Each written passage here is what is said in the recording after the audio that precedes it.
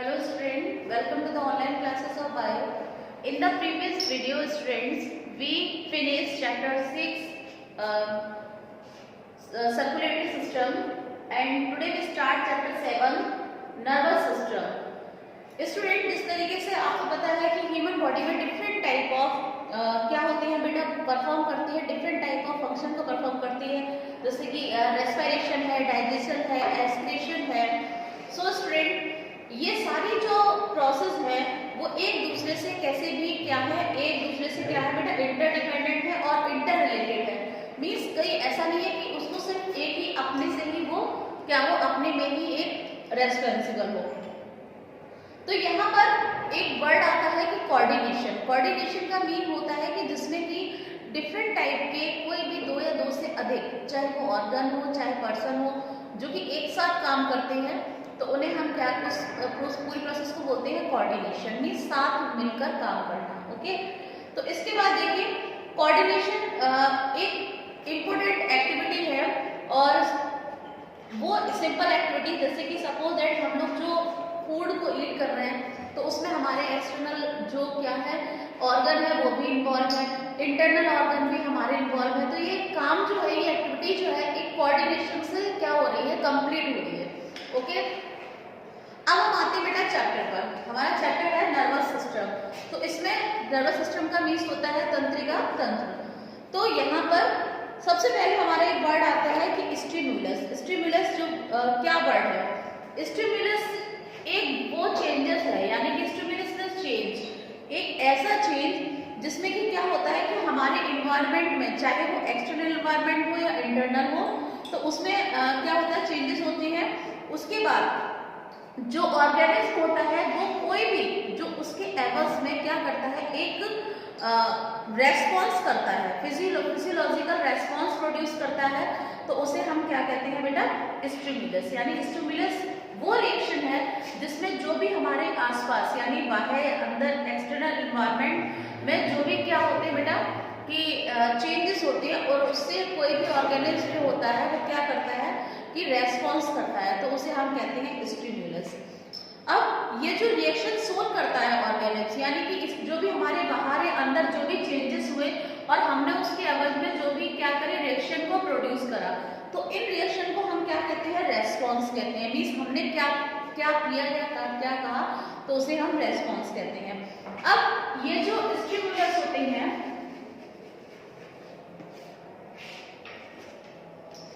To type के होते हैं बेटा, एक्सटर्नल एंड इंटरनल. ओके, तो एक्सटर्नल जो स्टिमुली होते हैं वो क्या होते हैं, एक्सटर्नल स्टिमुली होते हैं जैसे कि जो कि लिविंग और नॉन लिविंग दोनों फॉर्म से होते हैं, और चाहे वो लिविंग फैक्टर हो या नॉन लिविंग फैक्टर हो. नॉन लिविंग फैक्टर जैसे कि हीट है, डस्ट है, टेम्परेचर है, ये सारी चीजें हो गई. ओके, अब उसके बाद देखिए इंटरनल स्टिमुली वो होती है जो कि हमारे अंदर से क्या होते हैं, वो चेंजेस होते हैं. जैसे कि आपको क्या लगा, प्यास लगी, आपने पानी पिया, तो प्यास लगना ये क्या हो गया, स्टिमुलस. रेस्पॉन्स आपने क्या किया कि पानी पिया, तो ये क्या हो गया बेटा, रेस्पॉन्स. ठीक है, तो जो आप लोग कर रहे हैं तो उसे हमने बोला रेस्पॉन्स, और जो चेंजेस हो रहे हैं वो क्या हुआ, स्टिमुलस. ओके, अब उसके बाद देखिए कि यहाँ पर आपको मैंने शुरुआत में बताया था कि वर्ड बताया था कोऑर्डिनेशन. तो यहाँ पर क्या है, कोई भी हमारा सिस्टम है ना, जिससे चाहे सर्कुलेटरी सिस्टम ले लीजिए, चाहे डाइजेस्टिव सिस्टम ले लीजिए बेटा, चाहे नर्वस सिस्टम ले लीजिए, तो कोई सा भी ऐसा सिस्टम, तो उसमें क्या होता है कि उसमें इंटरनली और एक्सटर्नली जो भी उसमें बॉडी के जो ऑर्गन है मिलकर एक साथ काम करते हैं, तो उसे हम बोलते हैं कोऑर्डिनेशन. ठीक है, अकेला कोई भी ऐसा हमारा जो सिस्टम है वो पॉसिबल नहीं है कि वो सिर्फ अकेले ही वो फंक्शन सारे परफॉर्म कर ले. उसके साथ कोई ना कोई ऐसे ऑर्गन होंगे जो कि इंटरेक्ट होंगे और उसके साथ वो काम कर रहे होंगे. क्लियर. अब उसके बाद आता है टाइप ऑफ कोऑर्डिनेशन. अब देखिए बेटा टाइप्स ऑफ कोऑर्डिनेशन में क्या है,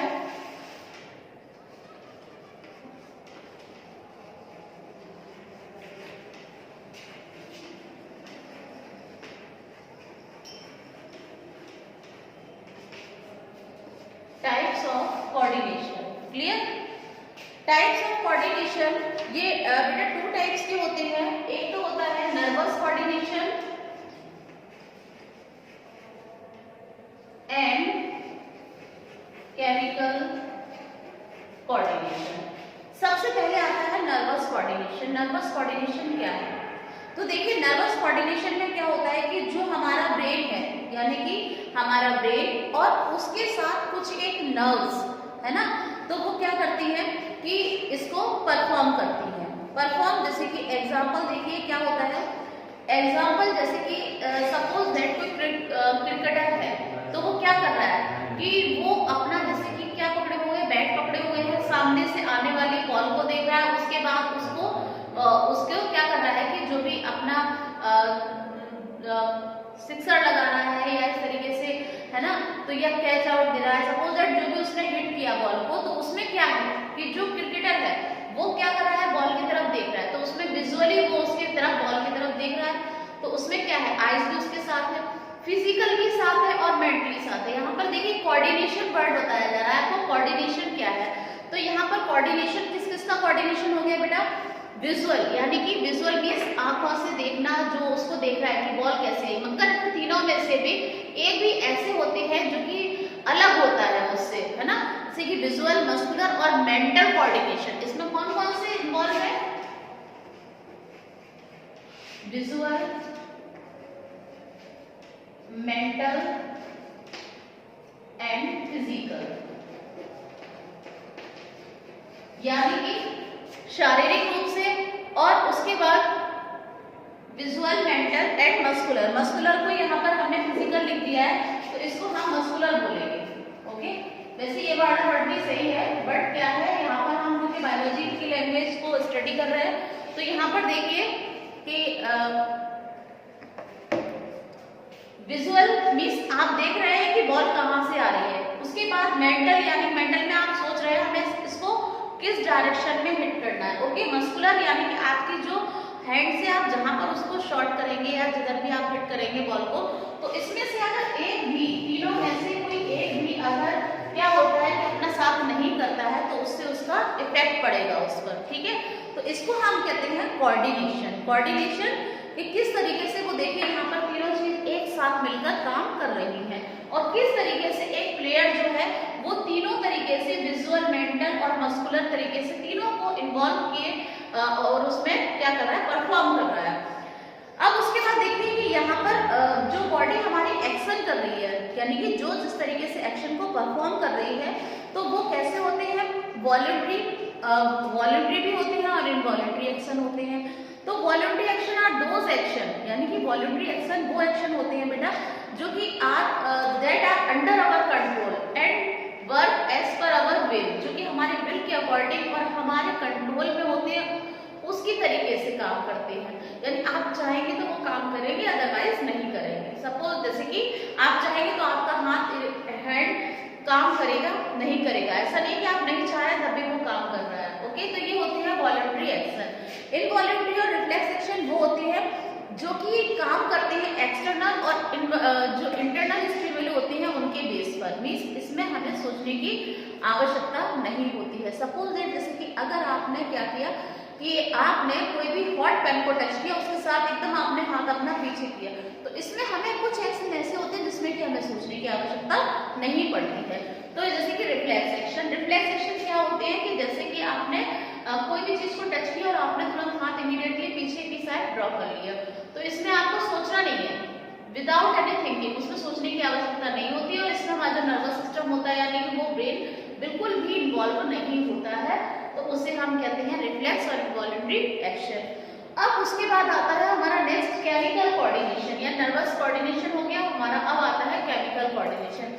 केमिकल कोऑर्डिनेशन वो होता है जिसमें कि हमारी एंडोक्राइन जो ग्लैंड होती है, यानी एक्सोक्राइन और एंडोक्राइन, दो टाइप की हमारे अंदर ग्लैंड होती है। एक्सोक्राइन ग्लैंड वो होती है जो कि डक्ट प्रोसेस होती है, जिसमें डक्ट होती है, और उसमें एंडोक्राइन ग्लैंड होती है जो कि डक्ट लेस ग्लैंड होती है। ओके, उसमें डक्ट नहीं होती है। तो यहाँ पर देखिए क्या होता है कि जिसमें कि ये केमिकल कोऑर्डिनेशन वो होता है जिसमें कि एंडोक्राइन ग्लैंड क्या होती है बेटा, इन्वॉल्व होती है और प्रोड्यूस करती है केमिकल को, और वो जो केमिकल होते हैं हमारे डिफरेंट टाइप ऑफ बॉडी में उनका एक वाइटल रोल होता है। और क्या होता है कि हमारी बॉडी के डिफरेंट टाइप ऑफ जो एक्टिविटीज होती हैं या कुछ ऐसी चीजें होती हैं उनको कंट्रोल करने का काम करता है। तो एंडोक्राइन ग्लैंड को हम लोग डक्टलेस ग्लैंड कहते हैं, जैसे कि मैंने आपको पहले बताया था। और इनसे जो केमिकल रिलीज होते हैं या सीक्रेट होते हैं उनको हम क्या कहते हैं, हार्मोन्स कहते हैं।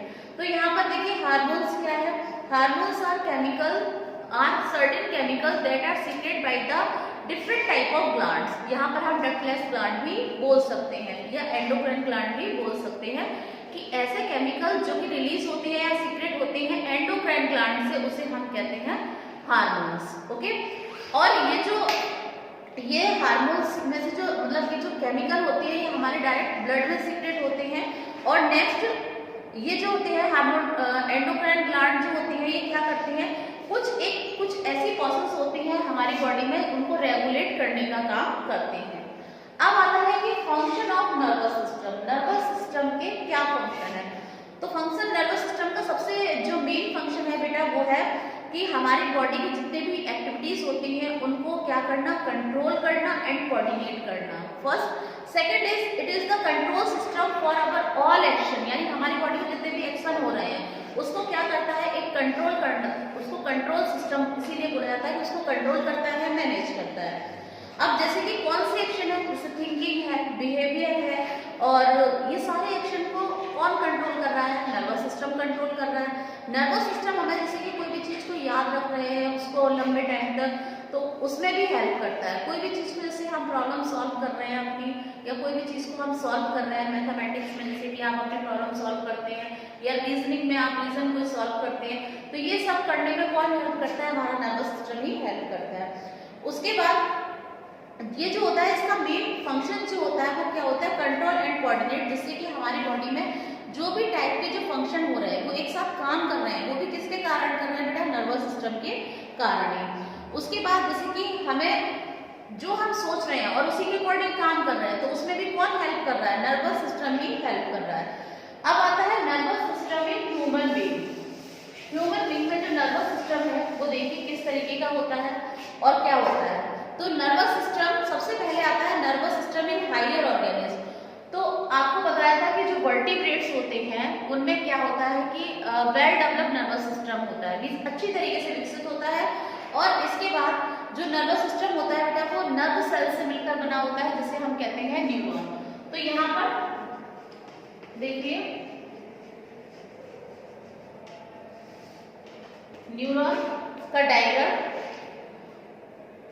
जो नर्वस सिस्टम में आपको मैंने बताया नर्व सेल या न्यूरॉन, तो इनका जो एक सिंपल सा और एक छोटा सा फंक्शन होता है, छोटा भी होता है और वो थोड़ा बहुत ज्यादा मेन और इम्पोर्टेंट फंक्शन भी हम उसे कह सकते हैं कि इसका काम क्या होता है। जो नर्व सेल होती हैं कि वो मैसेज को ट्रांसफर करने का काम करते हैं, यानी कि different type of different body part से ब्रेन तक, और जो ब्रेन उसको सिग्नल देता है उसके बाद जो हमारी मसल्स उसके अकॉर्डिंग वर्क करती हैं उसको।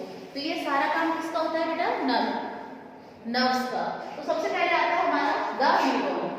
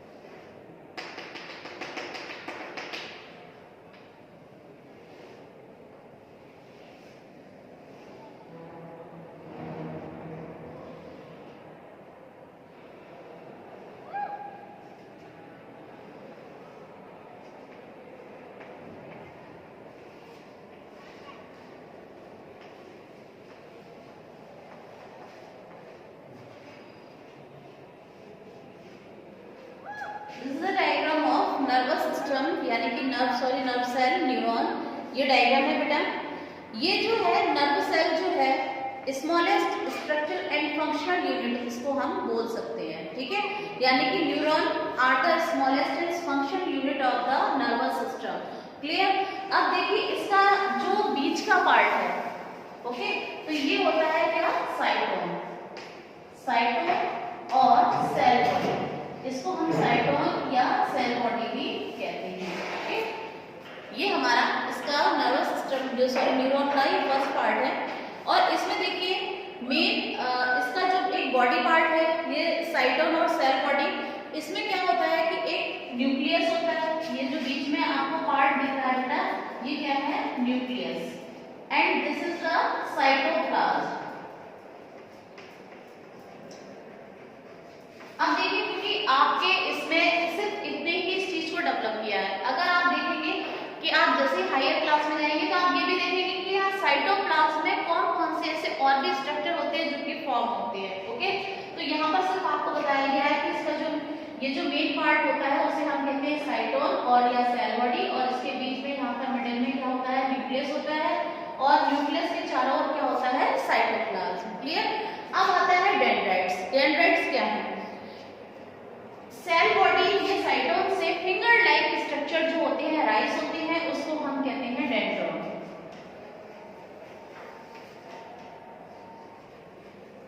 Dendron and the dendron further divided into many highly branches. जो डेंड्रॉन होती है वो आगे जाके कई सारी ब्रांचेस में डिवाइड हो जाती है, उसे हम कहते हैं डेंड्राइट्स, यानी कि इनको हम बोलेंगे बेटा डेंड्राइट्स।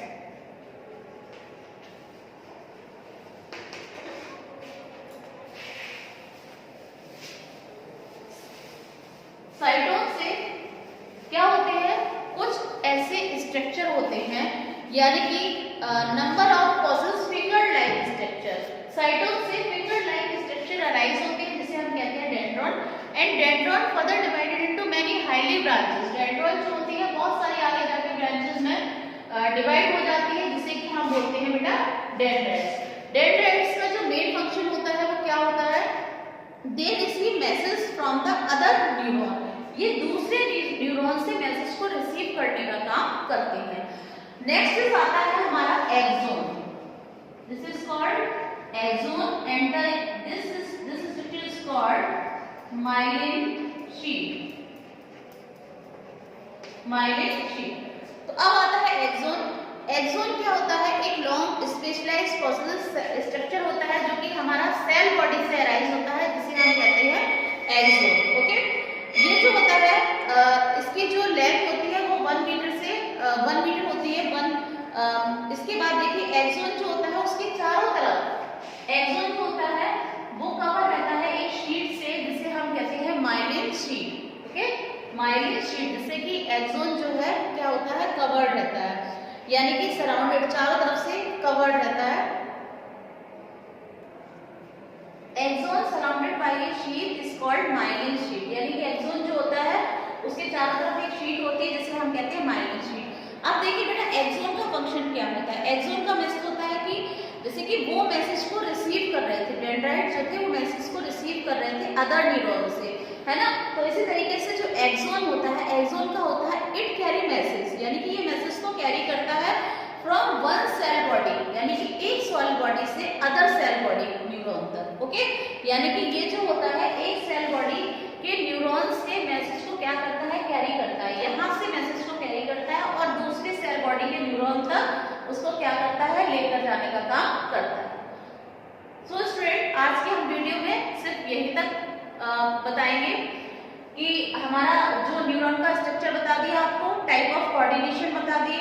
इसके बाद जो भी आपको असाइनमेंट भेजे जाए तो उसके बाद आप उसको सबसे पहले आप कंटेंट ऑफ द चैप्टर को नोट करेंगे कि इस चैप्टर में कंटेंट क्या है। सबसे पहले हम इस चैप्टर को स्टार्ट करेंगे, तो आप यहाँ पे देखिए, यहाँ लिखेंगे कंटेंट ऑफ द चैप्टर। तो सबसे पहले हमने इस चैप्टर में क्या पढ़ा था बेटा, stimulus.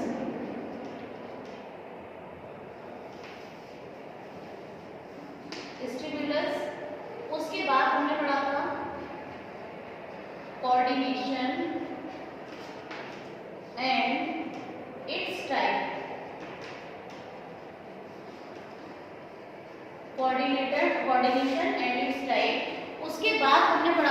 Human nervous system, nervous system in human.